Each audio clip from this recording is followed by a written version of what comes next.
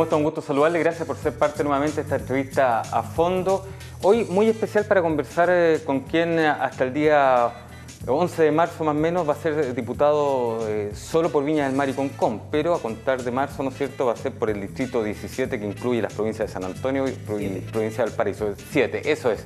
Gracias por corregirme, Osvaldo Urrutia. Diputado Udi, ¿cómo está? Un gusto de saludar. Es que esto de cambiar tanto nombre y número de distrito a veces se confunde, pero lo importante es que, reitero, usted va a partir, ¿no es cierto?, de marzo a ver los intereses, porque además fue electo en esta última elección por la provincia de San Antonio y provincia de Valparaíso. Eso es lo que hay que dejar en claro. 12 comunas. Desde Concón hasta Santo Domingo, pasando por Viña, Valparaíso, San Antonio, Casablanca. Es un mega distrito, como tú has dicho. Ahora, hago esta presentación suya, diputado, porque hasta hoy, cuando la presidenta Michelle Bachelet anuncia de que el puerto gran escala de la macrozona central se va a instalar, se va a construir en San Antonio, usted, si bien fue electo por allá, pero aún es diputado, ¿no es cierto?, por esta parte. Por lo tanto, ¿qué siente con este anuncio? ¿Lo encuentra repentino porque hacía mucho tiempo que se estaba esperando? Yo lo encuentro tardío. O el tiempo no era el adecuado al momento, se debió haber esperado, ¿no es cierto?, a lo mejor un cambio de gobierno por lo que significa su implementación. Mira, si lo hace la presidenta Bachelet, encuentro tardío, porque en las postrimerías de su gobierno hace un anuncio muy esperado desde hace muchos años. Entonces elige justo un momento en que hay una noticia mucho más importante, que es la Avenida del Papa. Ella visita San Antonio y anuncia la construcción del megapuerto o el puerto gran escala en San Antonio. Yo creo que es una gran noticia para San Antonio y me parece muy bien y me alegro porque esta tremenda inversión va a traer empleo en una zona que muchas veces ha estado castigada, al igual que Valparaíso, por la falta de inversiones y la falta de empleo. Así que yo creo que es una muy buena noticia para San Antonio. Sin embargo, a mí me habría gustado escuchar alguna compensación importante para Valparaíso. Porque mientras San Antonio ha crecido, hoy día San Antonio, con los 2 terminales portuarios, con capacidad para recibir a 4 buques post-Panamax o neo-Panamax, duplica la capacidad de Valparaíso. Ya la duplica.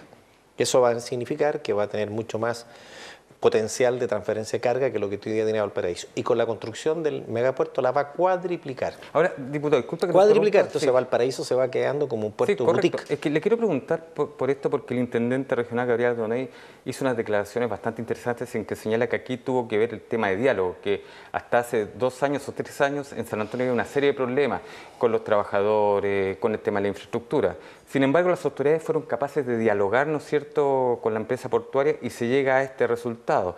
Cosa que no ocurre en Valparaíso, donde incluso usó la alegoría de que este es un carro tirado por muchos caballos, pero que no avanza nada y sigue ahí mismo. ¿Qué le parece a usted? Sí, me parece, concuerdo con el intendente Aldoney en San Antonio y da gusto escuchar hablar, por ejemplo, al alcalde Don Omar Vera San Antonio, que habla de mi puerto. Y él se ha preocupado por atraer inversiones.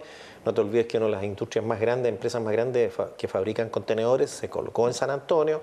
Como te decía, se han aprobado y están implementados y operando los dos terminales portuarios para recibir buques de mayor tamaño, los Neo-Panamax, y ahora se anuncia la construcción del puerto gran escala en San Antonio y el alcalde lo aplaude. En cambio acá hemos tenido una permanente oposición a todos los proyectos de desarrollo y en particular el plan maestro del puerto de Valparaíso, que dicho sea de paso fue hecho durante el gobierno del presidente Lagos y que posteriormente las autoridades lo continuaron durante el primer gobierno de Bachelet, después nosotros lo continuamos durante el primer gobierno de Piñera, después donde este gobierno y este mismo gobierno le fue poniendo trabas hasta la situación en que encontramos hoy día, que el plan maestro, que es la construcción de la ampliación del puerto de Valparaíso para que sus 2 terminales portuarios, el 1 y el Espigón, que pasa a ser el terminal 2, queden con una capacidad similar a la de San Antonio y puedan competir en igualdad de condiciones. O sea, los 2 tengan la misma capacidad. No obstante, por eso el puerto en su plan maestro considera que la zona de Barón, del muelle Barón, implementar una ventana que se abriera a la ciudadanía para que la ciudadanía pudiera llegar al mar como era antaño. Ya vamos a hablar de eso, porque creo que es parte un poco de lo hilado que debe ir esta entrevista. Pero sin embargo hay algunas situaciones que son particulares y puntuales, ¿no es cierto? Porque, por ejemplo, mientras en San Antonio, insistimos, se sigue avanzando, de hecho la empresa portuaria de San Antonio del año 2014 empezó con estudios para analizar la factibilidad de este proyecto. Mientras tanto, en Valparaíso... Valparaíso también. Se inició, ¿no? Sí. Pero sí. mientras tanto, ¿cuál era la señal que salía desde Valparaíso? Y sobre todo en el último año. Problemas, ¿no es cierto?, con el asunto del Molvarón. El tema del Terminal 2, que también tiene algún tipo de suspicacia todavía. Este tema ahora del megapuerto, señales que sin duda influyeron, porque nadie puede desconocer que influyeron. O sea, con esto se coloca una lápida a la idea de crecimiento portuario de Valparaíso y considerando además que siempre los expertos habían señalado que San Antonio, el sector portuario de San Antonio sí tiene donde crecer, mientras que el sector portuario de Valparaíso le queda poco donde crecer. Mira, los puertos de gran escala se ordenaron a estudiar en serio, con proyectos de ingeniería y mayor información, con estudios de oleaje, en fin, y localización, durante el primer gobierno del presidente Piñera. San Antonio estudió su puerto y en Valparaíso nos tocó estudiar 3 alternativas. Una en Yolanda, una en la comuna de Quintero, cerca de Ritoque, ¿no es cierto?, y la otra en La Ligua, en el borde costero de la comuna de La Ligua. Esas 3 alternativas se estudiaron. Hay una preingeniería de esos proyectos y se informó cuál era la más conveniente, que en ese momento, o la más rentable desde el punto de vista social. Era en Yolanda, donde hoy día ahí hay en el pedazo que está entre la playa, entre Portales y Barón. Sí. Incluso se hablaba de una vía por la quebrada Cabritería, ¿no es cierto? Directamente un acceso para poder tener mejor. Ese sería el Terminal 3. Cuando se habla de puertos de gran escala, lo que se está diciendo es que son puertos que requieren inversiones mucho más altas que las simples concesiones, como por ejemplo la del Terminal 2, que las puede financiar un privado, porque no nos olvidemos que la ampliación del Terminal 1, el Terminal 2 y los 2 terminales que se construyeron en San Antonio la hicieron los privados por el sistema de concesiones. Ya cuando hay que abrigar aguas, que es el factor más importante de un puerto, que es construir un molo de abrigo como el que tenemos en Valparaíso, y para el Terminal 3 de Yolanda, que se pasó a llamarse el Puerto Gran Escala de Valparaíso, se requiere abrigar aguas. Y eso son inversiones mucho más importantes, más grandes que la de construir solamente el terminal. El terminal es el sitio de atraque más el área de respaldo, pero la obra de ingeniería más importante es abrigar agua. Barón no está abrigado, Yolanda tampoco, Quintero tampoco y La Ligua tampoco. ¿Y quién va a poner la plata? Y eso es lo raro del anuncio de la presidenta, o lo extraño, porque ella dice que se va a instalar aquí. Pero para que se construya ese terminal de gran escala en San Antonio, el Estado tiene que meterse la mano en el bolsillo. Eso no se va a hacer vía concesión. Vía concesión se podrá traer las grúas, construir el terminal, el sitio de atraque, pero lo que es abrigar aguas lo va a tener que hacer el Estado de Chile y sobre eso no hay presupuesto. De hecho, no está contemplado en el presupuesto del próximo año. De hecho, el proyecto de la empresa portuaria de San Antonio, en el cual se basa, ¿no es cierto?, el gobierno, en cierto modo, para tomar esta determinación, que hablábamos del año 2014 a la fecha, habla de construir rompeolas, que es un poco lo que dice usted, de una magnitud bastante grande. Mire, si las utilidades de las empresas portuarias serán 3.000, 4.000 millones de pesos al año. Y aquí se habla de 3.000 o 4.000 millones de dólares. Estamos hablando de varios miles de millones de dólares. La única forma de construirlo es vía una inversión estatal. Ahora, yo pienso que este anuncio de la presidenta debería haber sido compartido. Yo creo que si el país vuelve a tomar la senda de crecimiento a un 4 o 5%, obviamente el comercio exterior va a aumentar y va a requerir no solamente crecer en San Antonio, sino también en Valparaíso. Y por eso el plan de crecimiento debería ser compartido entre Valparaíso y San Antonio. Ahora, el presidente Piñera en el proyecto, por lo menos que él planteó, señalaba construir un puerto de gran escala en San Antonio y otro en Valparaíso complementario. Este proyecto, que por lo menos se presenta hoy o se anuncia que se va a construir en San Antonio, solamente considera aquello, San Antonio. Solamente San Antonio y sin fuente de financiamiento. Y la presidenta indica en sus palabras de que esto va a beneficiar a las 5 regiones de la macrozona central portuaria. O sea, no solamente estamos hablando de la región de Valparaíso, sino que estamos hablando, por ejemplo, de la región de Coquimbo, para el sur. Entonces, es mayor el tema. Sí, porque ella está pensando en que obviamente en todo lo que es la exportación, pero el principal núcleo o el principal mercado está en Santiago, sobre todo para el tema de las importaciones. Y las exportaciones, obviamente, todo lo que viene del Valle Central, del Valle Agrícola, de la sexta región, además cuando se construya el túnel de Aguas Claras, van a venir por la sexta región. Pero, que fue otro tema que se tomó también, la conectividad más cercana a Santiago. Y San Antonio tiene también buena conectividad a través de tren y que puede significar un aumento del transporte de carga vía ferroviaria, que me parece muy interesante, es un tema que hay que emplear porque hoy día las vías, tanto la ruta 68 como la 78, que une San Antonio con Santiago, Valparaíso con Santiago, son vías que están con un alto nivel de congestión. Así que es importante explorar el tema del tren, tanto para Valparaíso como para San Antonio. Pero con esta determinación, diputado, por ejemplo, que usted habla del tema del tren, en las últimas semanas se ha planteado una idea, ¿no es cierto?, de un tren de alta velocidad que una Santiago con Valparaíso, que incluso pasa por parte de Quilpué, por Viña del Mar, llegando a Valparaíso. Y quienes lo están planteando, este consorcio chinos-chileno, justamente indicaban que una de las características era que podían fortalecer lo que era el transporte de carga, especialmente pensando en el puerto. Fundamentalmente. Y ellos hablaban, ¿no es cierto?, de una estación cercana al tema portuario. ¿Cree que con esta determinación muchas ideas como esas a lo mejor van a quedar con mayor complicación para hacer realidad? Mira, el tiempo, los años que se habla de un tren rápido entre Valparaíso y Santiago, por lo menos hace 40 años. Desde que yo soy mayor que tú, desde que estaba en la universidad, se hablaba de este proyecto, habían ofertas de japoneses, distintos gobiernos. El Estado nunca tuvo o ha tenido la plata para poder hacerlo y siempre se habló de un modelo a través de concesiones. Antes de los 90 no existía ese modelo, ahora existe.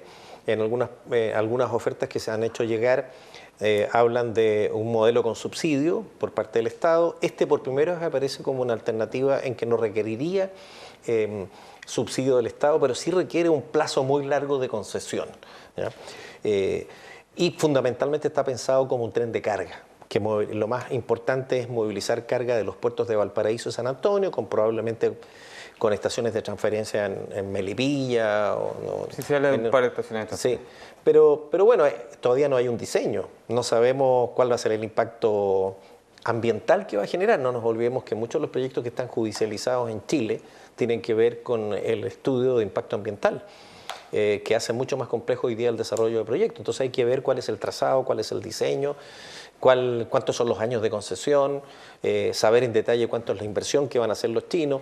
En fin, estamos recién avanzando, dando un paso más en una idea que es muy antigua y que obviamente va a beneficiar a las regiones. Yo espero, y en los próximos días vamos a escuchar a la empresa, me voy a reunir con ellos para escuchar cuál es su idea más concreta, más allá de lo que ha salido solamente a través de los medios de comunicación, pero me parece a todas luces un proyecto muy interesante para el desarrollo del comercio exterior chileno, tanto de importaciones como de exportaciones. Claro, lo importante con este tema entonces de este anuncio de que el puerto a gran escala se va a hacer en San Antonio es que es un golpe muy positivo para San Antonio y quizás reflejo de lo que se viene haciendo y a tomar como ejemplo y a considerar desde las autoridades comunales de San Antonio, ¿cierto?, hacia la situación portuaria. Ellos decidieron desarrollarse como puerto y lo están logrando, mientras que para Valparaíso es un golpe bastante negativo, diputado. Mira, quizás en San Antonio, y esto es una conjetura, quizás en San Antonio por los graves problemas de desempleo que han tenido históricamente, cualquier inversión que llega es muy atractiva y el alcalde y sus autoridades se la juegan por ella. Aquí en Valparaíso ha ocurrido algo distinto, hay muchos grupos de presión, grupos ciudadanos que opinan y cada uno tiene una idea particular de lo que pretende que sea el desarrollo, pero también hay grupos de interés que se opusieron a este proyecto por distintas razones, ¿ya? Porque privilegiaron el interés personal, particular, económico, por sobre el interés de la ciudad.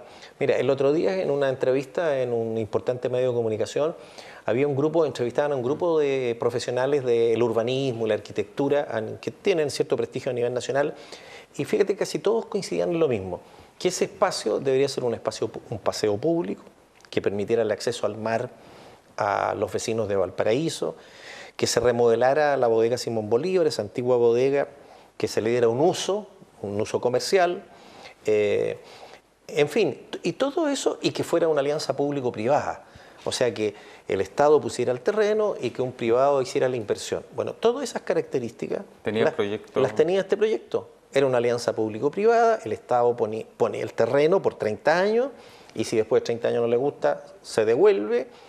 No se derribaba o no se demolía la bodega Simón Bolívar, se aprovechaba para un equipamiento comercial complementario al uso del parque, que era un parque de aproximadamente 900 metros de largo por 40 de ancho, conectado al muelle Barón, conectado al paseo Wheelwright, que permitía que la ciudadanía pudiera llegar al mar, cosa que hace muchos años, hace más de 30 años no puede hacer.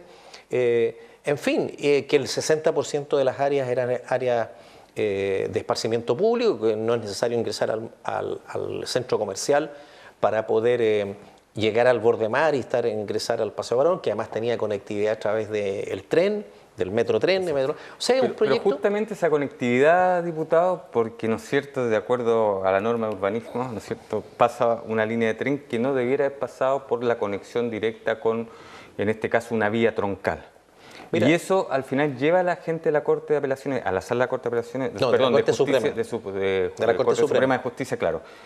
Habiendo pasado antes positivamente, ¿no es cierto?, habiendo obtenido dictamen positivo en todas las otras entidades, incluida la Corte de Apelaciones de Valparaíso, lleva a que en una votación dividida, porque fue una votación dividida y eso hay que dejarlo súper claro, este proyecto quede con su permiso de construcción anulado. ¿Qué le parece aquello? ¿Por qué cree que la Corte Suprema llega a eso? Mira, porque ellos hicieron una interpretación muy literal de lo que es enfrentar una vía troncal. Para entender esto, cuando en la ley y en el reglamento, porque no es en la ley, es en el reglamento, sí, en la Ordenanza General de Urbanismo y Construcciones, que es algo que no redactan los parlamentarios, sino lo hace el Ejecutivo, y de hecho durante la época anterior se había modificado ese artículo, después posteriormente el gobierno lo volvió a modificar. El concepto es que los equipamientos tienen que tener acceso, tienen que tener una relación o coherencia con el tamaño de la vía que enfrentan o por la que acceden. Si es una palabra, ¿qué es lo que cambia? Enfrentar, ¿qué significa? ¿Que todo el frente de tu propiedad debe dar a una vía troncal o tú tienes que acceder a través de una vía troncal? En San Antonio, por ejemplo, cuando se construye el casino y el mall, la ley o el director de obra interpretó, porque así incluso en algunas directrices del ministerio decía que lo importante era acceder, o sea que se interpretaba enfrentar como acceder. En cambio aquí la Corte Suprema, en la tercera Corte, en un fallo que a mi juicio equivocado, fíjate que en primera instancia, en la segunda instancia la Corte de Apelaciones, por la unanimidad de los ministros, y aquí en un fallo dividido, no es contundente como dice el alcalde, en un fallo dividido 3-2, dice que en el fondo aplica la palabra enfrentar como literalmente, como que todo el lote debe enfrentar una vía troncal. Y dejando de lado que a ese lote se accede por una vía troncal que pasa, se accede a la vía troncal por una servidumbre de paso que se pasa por la línea del tren. ¿Qué es lo que pasa? Hay muchas ciudades en Chile que tienen, Antofagasta, San Antonio, Valparaíso. La misma condición. Tienen la misma condición, que hay una faja que se llama, que es un lote de terreno, que es un lote público porque es del Estado, ¿no?, y que se interpone entre la ciudad y los terrenos portuarios. Y esa faja vía es inexpropiable, indivisible, no se puede expropiar, no se puede dividir, y por lo tanto la única forma de traspasar esa vía es a través de una servidumbre de paso. No, ni siquiera soterrando. No, porque el lote sigue siendo de Empresa Ferrocarril del Estado. Entonces, este fallo genera una jurisprudencia que va a impedir que otros proyectos de desarrollo, salvo que exista una modificación legal y que diga y que solucione esta duda que hay, esta diferencia que hay entre la Corte de Apelaciones y la Corte Suprema y los tribunales de primera instancia. Ahora, diputado, nos quedan pocos minutos, pero sería bueno preguntarle. Usted dice se sienta una jurisprudencia. Así es. ¿Y esta jurisprudencia puede llegar a que proyectos que ya fueron ejecutados, si es que algún reclamante así lo pide, pueda tener una misma suerte? Por ejemplo, el caso de San Antonio, que el mismo intendente señaló en alguna entrevista que él le llamaba la atención que por qué en San Antonio se realiza este proyecto, ¿no es cierto?, de mall, tomando las mismas consideraciones que de lo que ocurría aquí en Valparaíso. ¿Puede ocurrir aquello? Mira, lo veo muy difícil. Yo no sé cuánto tiempo lleva el mall de Barón, pero yo creo que esas acciones están prescritas, ¿ya? Ahora, el de San Antonio. El de San Antonio. No sé, creo que lleva más de 5 o 6 años y estarían prescritas. Pero sí, para los futuros proyectos a lo largo de todo el territorio nacional, donde se interpone entre el borde costero o los terrenos portuarios, e incluso privados. Fíjate que aquí en la calle Limache pasa la línea del tren, sí, ¿no es cierto?, en el sector industrial. Bueno, todos los terrenos que están al sur de la calle Limache, que son terrenos de equipamiento, hay industria, para pasar Tienen que pasar por Tienen que pasar por ahí. por No, sur, pasan por ahí en el tren. Sí, o sea, por eso le digo, sí, pasan, claro, si da lo mismo arriba por abajo, si tú pasas por la faja vía. Claro, es que por eso es para reflejar que incluso hay unos pasos, ¿no es cierto? Ellos no enfrentan, hay un colegio, hay industria, no enfrentan una vía troncal.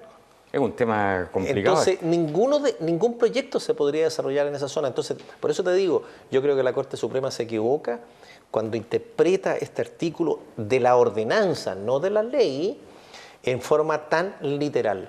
Porque hay muchos ejemplos a lo largo de todo Chile que la interpretación que han hecho distintas direcciones de obra, incluso el Ministerio de la Vivienda, es que cuando se habla de enfrentar, se está queriendo decir que se accede a ese lote a través de una vía troncal, como ha ocurrido en los proyectos que hemos señalado. Perfecto. Ahora, el contrato ya se puso, ¿no es cierto?, fin al contrato entre la empresa y EPB. Y en las últimas horas se ha surgido la situación y el planteamiento de que el municipio de Valparaíso, por haber sido quienes entregaron el permiso, debiera pagar una indemnización. De EPB se habla aproximadamente de cerca de $1 millón. ¿Qué le parece a usted? ¿El municipio debe pagar esta indemnización? No, en primer lugar hay un error, Bernardo, porque no estamos hablando de indemnización. Ya, porque, estamos hablando de devolución. Perfecto, es que decía que una acción indemnizatoria. Pero mira, lo que pasa aquí es que hay un proyecto, un permiso de edificación otorgado por la Municipalidad de Valparaíso, que se declaró que no estaba apegado a derecho, ajustado a derecho, por lo tanto era ilegal. Pese a que se haya otorgado en la administración anterior. Da lo mismo la persona, el alcalde, la época, porque el hay periodo. muchas personas que dicen, pero ¿cómo? Si fue el alcalde anterior, ¿por qué tiene que responder el alcalde de ahora? Pero el alcalde de ahora es un continuador, no es una persona que aparece y borrón y cuenta nueva. Él es responsable por todas las acciones y los contratos que tiene el municipio hoy día, aunque los haya hecho 4 administraciones anteriores. Hoy día hay contratos vigentes que llevan más de 10 o 15 años y que el alcalde tiene la responsabilidad de velar por su legalidad. ¿El municipio debe pagar entonces en esta circunstancia? A mí me parece que sí, que es lo que corresponde. Cualquier persona que recurre a una dirección de obra para obtener un permiso de edificación y ese permiso se declara por un juicio, se declara ilegal o no ajustado a derecho, ese ciudadano, si pagó el permiso y lo obtuvo y fue mal dado el permiso, bueno, lo que corresponde es que la municipalidad le devuelva ese dinero invertido para ejecutar ese proyecto. Pero no es lo único que la municipalidad va a tener que devolver, porque tal como tú dices, lo que está pidiendo la empresa portuaria y que podría recurrir también la empresa que patrocinó el proyecto, es que, o autora del proyecto, es que las indemnizaciones correspondientes, pero también hay otras devoluciones. El hecho de tener un permiso de edificación gatilla, de acuerdo a lo establecido en el contrato, una serie de sucesos o hechos, como por ejemplo la entrega del terreno. Sí. Y contra la entrega del terreno, la empresa concesionaria debía cancelar una cantidad, no recuerdo bien el monto, pero alrededor de $2 millones a la empresa portuaria, que es una empresa, la empresa portuaria recoge esa plata y la manda al gobierno central. Ya no la gasta porque las empresas portuarias, en el final, todas las utilidades van al Ministerio de Hacienda a través de la Tesorería General de la República. También hay un aporte de la empresa para construir el terminal de pasajeros, de los cruceros.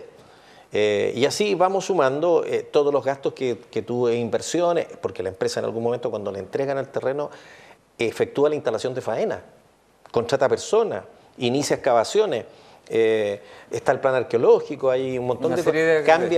Le hacen hacer 2 veces el diseño, hace otro diseño. De acuerdo, cuando vienen estas modificaciones, 19 modificaciones que propone la UNESCO, significa cambiar en gran medida el proyecto. Entonces, hay inversiones que tienen que ser devueltas. No estamos hablando de indemnizaciones y daños por perjuicio, lucros cesantes y otro tipo de cosas. Es un tema establecido. Es una parte del contrato que establece, que da una cláusula de salida, que si por alguna razón, entre ellas que está contemplada la empresa tiene derecho a irse y que se le devuelvan. Perfecto.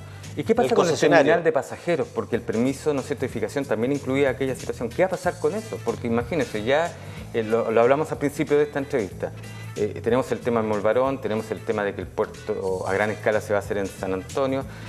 Ahora este tema de que los cruceros también se fueron. Nos queda un minuto más o menos, diputado, pero creo que hay que reflejar. ¿Qué va a pasar con eso? Tú siempre hablas de Molvarón y todo el mundo habla de Molvarón. Yo creo que es un lenguaje un poco despectivo, porque es lo que verdaderamente buscó el Estado de Chile cuando desarrolla el Plan Maestro en la época de Ricardo Lagos, es aprovechar O sea, hacer ahí un paseo. No te olvides que Ricardo Lago construyó incluso un pequeño restaurante en la punta del Muelle Barón. Sí. Y puso unas grúas de utilería con el objeto de que son parte del patrimonio, y las puso ahí con el objeto de que la gente fuera a pasear. Pero, y hay un muelle deportivo. Claro, y ahí se descarta la posibilidad del uso del muelle de carga, el Muelle Barón, por distintas razones de carácter técnico. Y la idea era unir Muelle Barón con el paseo Wheelwright, que también se ejecuta en esa época, y con este tramo que se iba a continuar. Pero lo importante ahí es que esto es un paseo para que mientras se construye o se amplía el Espigón, que es el último lugar en un puerto de Chile que tiene aguas abrigadas, se abría una ventana para la ciudadanía a la altura del Muelle Barón. Ese es parte del plan de Maestro. Esos dos proyectos están íntimamente ligados, no están por separado. Uno, yo voy aquí a construir para aprovechar estas aguas abrigadas para que el Estado no tenga que invertir 10.000 millones o miles de millones de dólares. Voy a construir aquí, voy a ampliar el Espigón, que es un terminal que siempre ha existido para que pueda recibir buques Neo-Panamax, pero acá te entrego lo que ustedes quieren, lo que la ciudadanía quiere, que es tener una ventana para poder acceder al mar. Bueno, y el proyecto del PGE, sí, y ese es la tercera pata o cuarta pata. Donde incluso se propone, ¿no es cierto?, en el sector frente a este terminal de pasajeros, poder construir el muelle dedicado solo para cruceros. Diputado, así es, un muelle de penetración. Ahí. Hemos terminado esta entrevista. Es interesante y siempre es bueno conversar con usted porque usted maneja bien los temas portuarios y creo que este tema portuario hoy en nuestra región es central, es un tema central, es un tema que hay que discutirlo, es un tema que hay que debatirlo. Porque, insisto, hoy día hay dos ciudades importantes, ciudades puerto, una San Antonio que con este anuncio del megapuerto, ¿no es cierto?, adquiere una gran relevancia, y otra como Valparaíso, que comienza a tener ya definitivamente que buscar a lo mejor a qué es lo que se quiere definitivamente, el dialogar, y donde además esperemos de que no haya otros 10 o 15 años antes de que se pueda desarrollar un nuevo proyecto en el sector y no quede abandonado, que es lo que ha pasado con muchas iniciativas en Valparaíso. Gracias, diputado, por estar hoy conversando con nosotros. Contento por San Antonio, triste por Valparaíso. Bien, muchas gracias, diputado. Osvaldo Urrutia, lo reitero, diputado UDI, y que siempre es interesante conversar con él sobre el tema portuario en una situación que, con el anuncio de la presidenta Michelle Bachelet de que el megapuerto se va a construir en San Antonio, cambia un poco los lineamientos de lo que es este ámbito en nuestra región. Que esté muy bien usted y su familia.